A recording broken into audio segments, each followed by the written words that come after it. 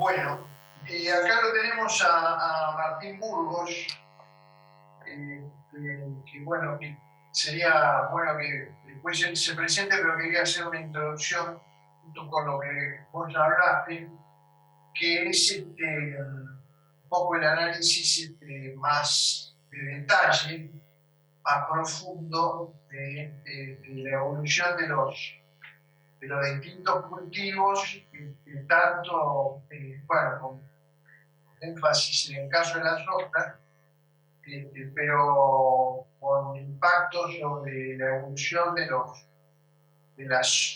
territorios, digamos, cultivados o aplicados a distintas producciones en todos los países. Así que te dejo ahora, no sé, presentarte un poco.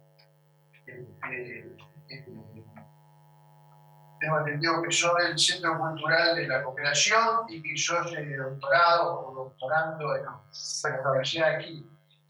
¿Cómo andan? Bueno, muchas gracias. Efectivamente, estamos en el Centro Cultural de la Cooperación. Estamos haciendo una tesis doctoral. Esta es la parte de la tesis y una parte de la tesis. La otra parte la presentamos el año pasado. Vamos así, como la carne, vamos cortando el pedacito. ¿Qué es una relación? Digamos, es una tesis que habla de la relación entre Argentina y China a través de la soja, en el cual siempre aparece un tercer actor que es Estados Unidos. Entonces termina siendo una relación triangular del mismo estilo que había sobre el Atlántico en los años 30, un poco por ahí va el enfoque. Y bueno, para escribir usé muchos textos de Pierre y de Alberto Matos aquí presentes, y obviamente siempre esa mirada, tratar de mirarla, hacer un comparativo con Brasil. De ahí que surgen algunos subproductos como este. Y una de las preguntas, una de las cosas que siempre se habla en Argentina, sobre todo cuando vienen las elecciones presidenciales, que ustedes la tienen en Brasil allá ahora, nosotros la vamos a tener el año que viene, pero creo que, no sé, tal vez allá tendrán mejores datos, pero acá siempre viene el argumento de que hay que reducir los impuestos porque eso va a incrementar la cantidad de soja producida en Argentina. Que el campo en general tendría algo así como una infinita posibilidad de incrementar su producción, así como si fuera una fábrica de, no sé, cualquier cosa, alfajores, para decirlo bien local, que sí, efectivamente, si yo soy fabricante de alfajores y si me pedís de acá a 2 años triplicar mi producción, yo lo puedo hacer, simplemente es agarrar máquinas, suplirlas, incrementar la planta de trabajo, pero duplicar y triplicar la cantidad de soja que hay en Argentina es algo principalmente imposible. Y acá quisiera retomar algo que nombraste vos, José, anteriormente, que es el concepto de la renta. El concepto de la renta que, si volvemos un poquito atrás en la teoría económica, y ahí, bueno, como economista no puedo dejar de mencionar estas cosas, la renta existe cuando la producción, la oferta es limitada, en cierto modo. Es decir, que vos no podés duplicar o triplicar en pocos años la producción. Hay un límite en la oferta. Y hay un límite que es de mediano plazo. De mediano plazo y incluso en algunos casos de largo plazo, simplemente la cantidad de tierra que vos tenés disponible. Entonces, lo que puede pasar en esos casos es que vos, aunque reduzcas las retenciones, mejoran los costos y todo, igual así todo la producción no se incrementaría porque vos tenés un límite que tiene que ver con otros factores que no son el capital y el trabajo, sino es, en este caso, la tierra, que incluye mucho. Un poco con ese enfoque ricardiano es donde fuimos a buscar la diferencia, o mirar la soja en Argentina en el espejo de lo que pasa en Brasil. Lo que estamos viendo es que hay un estancamiento económico más o menos fuerte en los dos países desde el año 2013, ¿no? Mientras tanto, en Brasil y Argentina tienen dificultades para crecer. Otros países de Latinoamérica están mejor, Chile, Perú, por ejemplo, o México, que está más enganchado con la cuestión de la industria de Estados Unidos, el mercado de Estados Unidos, que es otro tema, ¿no? Pero claramente Argentina y Brasil están estancados y tanto en su PBI como también en sus exportaciones. Estoy hablando del estudio, termina en 2019, antes de la pandemia, ¿no? Para no meter cuestiones nuevas, coyuntura y hacer cosas raras. tratando de pensar un poco la estructura de la problemática. Entonces, la pregunta que uno se hace siempre es, bueno, está bien, efectivamente, si uno mira las hojas en Argentina, la gran diferencia es que en Argentina se estancó en 2011, mientras que en Brasil siguió creciendo la soja. Es decir, que en Brasil las exportaciones, la producción de soja siguió creciendo, mientras que en Argentina se cortó a partir del 2011, que casualmente es el momento en el que nosotros nos estancamos. Entonces, bueno, vamos a ver en la primera esquina una visión más de largo plazo. Bueno, es un poco la estructura del texto, pero ya lo comenté un poco. La producción de la soja de tonelada, que son, como se dijo, tres grandes productores, que Argentina y Brasil aparecen fuertemente a partir de los años 90, a fines de los años 90, y Estados Unidos, que acá está en gris, que venía dominando el mercado mundial, efectivamente se ve alcanzado por Brasil, sobre todo, bueno, un crecimiento muy fuerte en la última década de Brasil, que alcanza y compite ya en cantidad de producción con Estados Unidos. Mientras que Argentina, como lo vemos, tiene su sub y baja desde el 2011, que para lo que es la producción de soja, que podemos decir que estamos en un nivel de estancamiento estructural, en este caso. Y que quiero mencionar que va más allá de las políticas económicas, porque tuvimos cambios de gobierno, sobre todo en 2015 y hasta llegar al FMI en el 2018, en el cual se generó una política distinta respecto de lo que es las retenciones a las exportaciones, por ejemplo.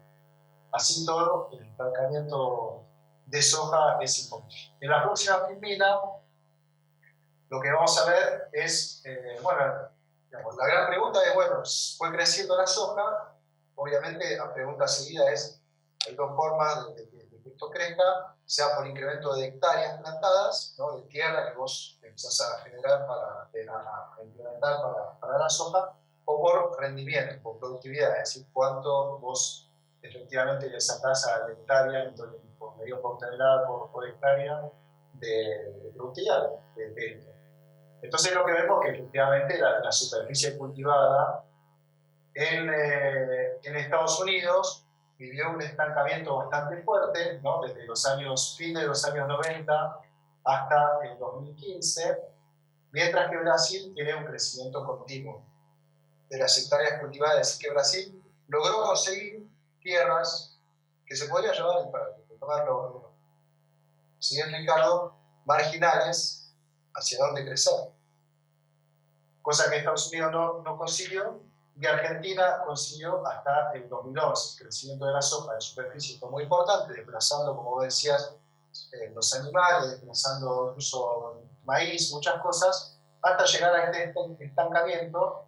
Se acordarán, muchos países hablando de la subsidización de Argentina, hasta incluso siguen hablando de la subsidización de Argentina, quedándose ahí en esos tiempos, cuando ahora yo creo que el problema en Argentina es el estancamiento de la soja. Se produce más maíz que soja. Exactamente. En la siguiente aparece un poco la pregunta, bueno, ¿qué pasa con los rendimientos? Ahí puse distintos, para comparar, ¿no?, distintos productos, soja, trigo, maíz, algodón. Vemos que todos tienden a incrementar su rendimiento. Esto obviamente es un rendimiento promedio de todo el país, en la base de datos de la FAO, con lo cual ahí aparecen distintos tipos de tierra. Justamente, si lo tomamos desde Ricardo, vamos a encontrar ahí adentro, y justamente ahí enfoca un poco el trabajo, tanto las tierras más fértiles, para decir así, de mayor productividad, como las tierras marginales, que por definición son las que menos productividad tienen. Vamos a ir al siguiente. Argentina, todavía más marcado. Lo que es interesante de Argentina es que vemos que la productividad del maíz se incrementa mucho, mientras que la soja, y ahí retomo algunos textos de Pierre y también de varios autores que venían discutiendo esa idea de que el incremento de la soja, el boom de la soja, se debió sobre todo a un incremento en la productividad, del nuevo paquete tecnológico y todo eso que efectivamente, si lo medimos, ¿no?, en la región central, efectivamente lo que vemos en los últimos 20 años, para tomarlo en términos estructurales, es una mejora de rendimiento, pero si lo tomamos en términos nacionales no es tan evidente. ¿Y por qué no es tan evidente? Porque obviamente se compensa con los malos rendimientos que tiene la soja en las tierras marginales, que serían, por decirlo así, extrapampeanas, ¿no? Para ser simple. Entonces, no se ve tan fuerte de que la soja, en términos agregados, se haya incrementado su oferta por la cuestión de productividad. Lo que sí vamos a ver en las próximas filminas, bueno, ya vimos un poquito al principio, es que el incremento de la soja en Argentina se debe sobre todo con la cuestión de efecto de superficie. Que obviamente, como les dije, ¿no? Hay un juego entre los rendimientos y la superficie, pues se incorporan las peores tierras y entonces baja el rendimiento. Y entonces aparece este efecto de desplazamiento de otros cultivos. Bueno, Peretti habla mucho de la deforestación también, digamos, todas esas cuestiones que son importantes y que dieron en su momento toda una literatura acerca de todo lo que es la sofización y los efectos de la sofización. Ahí estamos hablando de la cuestión bueno, del extractivismo. A veces se habla de extractivismo incluso en términos de soja, que no cae la definición de extractivismo justamente sobre un producto que siempre se puede reproducir año a año, pero efectivamente ahí hay como aparecieron todas esas discusiones, ¿no? Sobre los efectos negativos ambientales, sociales, desplazamiento de población, etcétera, de la soja. Bueno, mucho tiene que ver con esto. Efectivamente hubo un incremento de producción de la soja, pero que ese no se dio como quisiera cierta literatura neo-schumpeteriana, para decirlo así, no se debió solamente al incremento de la productividad en el núcleo, en el paquete tecnológico y todo eso, sino que se debió también, pero complementariamente, ¿no? Es un tipo al incremento de la superficie y las consecuencias negativas que puede resultar. Eso es una realidad. Bueno, en la siguiente filmina vemos un poco lo mismo para Brasil. Ahí lo que vemos también es un incremento de la superficie plantada, es decir, que ahí tenemos el mismo efecto, ¿no? De que hubo también un incremento del rendimiento, pero también un incremento de la superficie plantada. Como lo vemos, la superficie no deja de crecer, y ahí vamos, en las próximas filminas, vemos un poquito que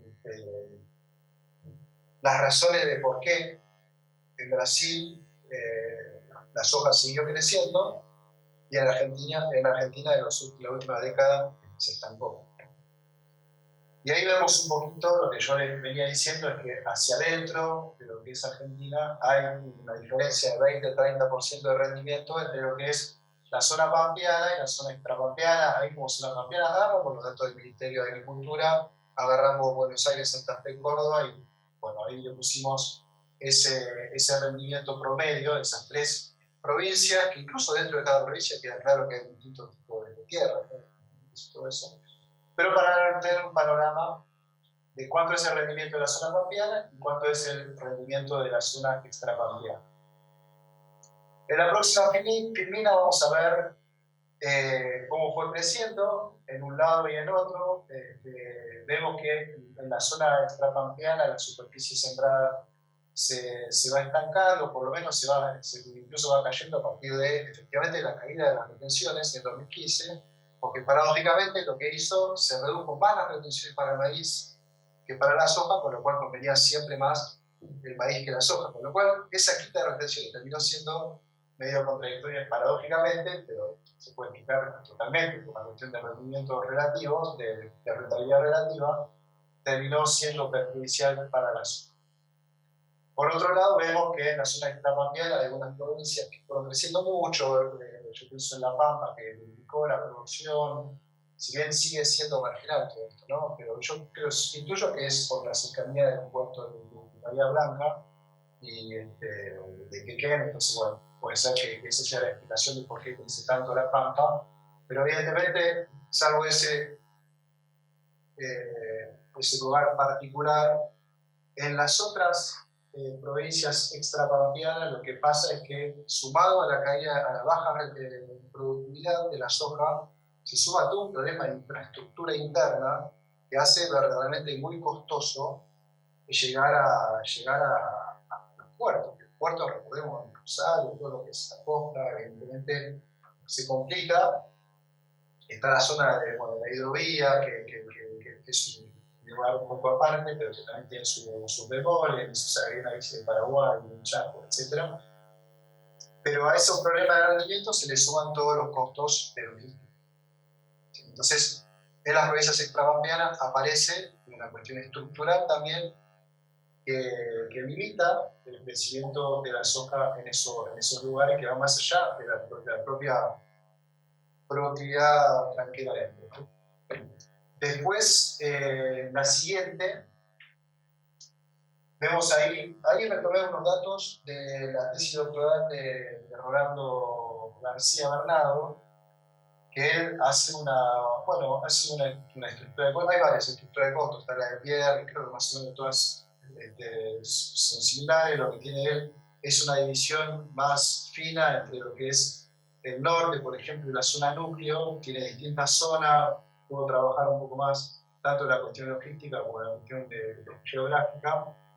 Y lo que vemos claramente es que los costos de la zona núcleo que están en gris están por debajo de los costos de la soja que viene del norte, y que obviamente, si tomamos un precio internacional igual para todos, el margen que se lleva a la zona norte, que siempre está por encima de cero, es superior, salvo en algún periodo, ahí a 2010, 2011, como casos excepcionales, está por encima del margen de zona norte. En zona norte, y también hay que mencionarlo eso, la apreciación cambiaria que hubo en 2013, 2014, 2015, hizo que en zona norte incluso la rentabilidad de la soja tenía problemas. Y cruzando los gobiernos, ¿no? No es que es una cuestión de política, sino que fue una cuestión bastante sintomática de un límite estructural al crecimiento de la soja en el norte del país. En la siguiente lo que vamos a ver es un poco, algunas causas externas que son ahí, cuando miramos a nivel internacional, un poco la misma metodología de un precio internacional, digamos, único, y los costos que vienen, hay distintas fuentes que están ahí en el anexo del texto, pero en función de eso sacamos la rentabilidad. Para que quede más claro, lo voy a levantar, la de arriba, los costos, acá en celeste son los costos de Estados Unidos, obviamente es lo más costoso, ¿no? Costos también dentro de nuevo, por distintas razones, pero tanto semilla como lo que es el costo de los agroquímicos son más elevados, uno mira un poquito más la estructura, y los costos de la zona núcleo, que son estos en gris, son los más bajos del mundo. Eso explica que a partir de ahí se puedan llevar dos capas, como dice Peretti, una capa de retención y una capa de ganancia por el efecto de alquilar de la tierra, ¿no? Que bajan contabilizados. Y en el medio tenemos el costo de la zona norte, que sería el negro, ¿no? Y el costo del Mato Grosso, por el Paraná, los costos de la sierra, que serían, el Paraná sería esto, azul oscuro, y el Mato Grosso sería azul un poco por encima de todos. Mato Grosso es el más cerca, ¿no?, de Estados Unidos.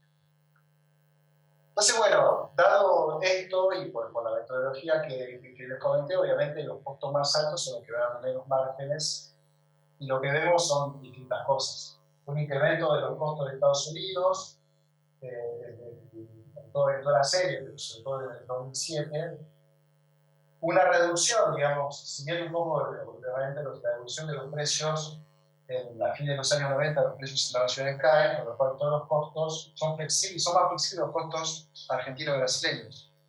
Mientras que después los costos se incrementan, y entonces, efectivamente lo que vemos ahí es esta diferenciación. Sobre todo que Brasil empieza a subir los costos mucho más que Argentina en esos momentos. Y ahí obviamente hay muchas cosas, pero ahí aparece, me parece interesante mostrar un poco la diferencia entre, ¿no?, con ciertas sutilezas y con todos los cuidados metodológicos que implica ese tipo de series, las diferencias entre los distintos las distintas áreas geográficas donde se siembra la soja. Y en la siguiente, lo que vamos a ver, un poco más centrándonos en lo que es el norte de Argentina y el Mato Grosso, es una estructura en la cual desde 2006 hasta la fecha vemos el costo que tiene el norte, que es este, y el costo que tiene el Mato Grosso, que son más o menos similares, pero el costo del norte argentino fue creciendo mucho a partir del 2012, ¿no? Después ahí, bueno, están los márgenes, el norte, que como vimos, empieza a ser negativo en estos puntos, y también lo que es los costos de flete, tanto de uno del otro, que más o menos similares, pero que son importantes, pues un costo mucho más importante en lo de estas zonas. Brasil también tiene muchos problemas logísticos, ¿no?, para transportar eso.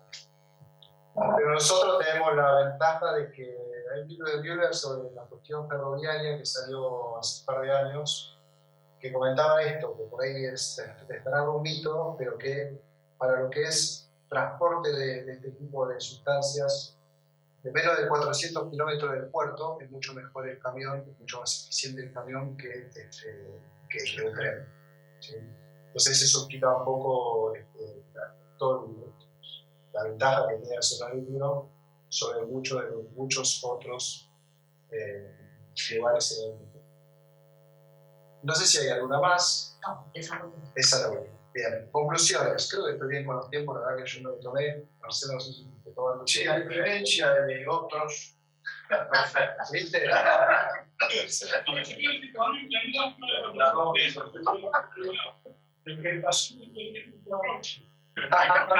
Es el otro. Para después vamos a hacer una revisión. Si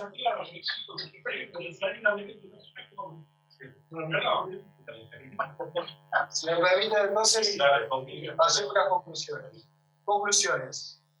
El estancamiento argentino se debe efectivamente a cuestiones que tienen mucho más que ver con un límite geológico, geográfico, digamos, de tierras disponibles para sembrar. Más allá de otras cuestiones que tienen que ver con rentabilidad relativa, el maíz y la soja, y tal vez algunos cambios de políticas públicas hacia tratar de que haya más carne, ¿no?, para la exportación, hacia China, digamos, cambiar un poco el perfil exportador hacia ese país.